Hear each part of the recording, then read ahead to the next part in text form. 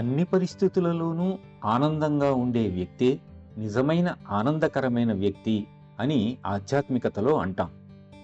అంటే దేనికి లోబడి కాకుండా ఉండే ఆనందమే ఆనందం. పరిస్థితులకు అనుగుణంగా ఉండే ఆనందం ఆనందమే కాదు. ఆ పరిస్థితిని తొలగిస్తే మీరు కృంగిపోతారు కాబట్టి.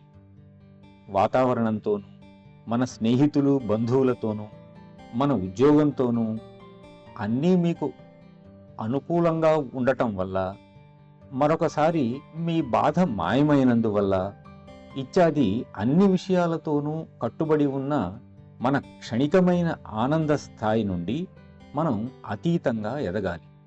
ఒక విధంగా చూస్తే అది కూడా మోక్షమే.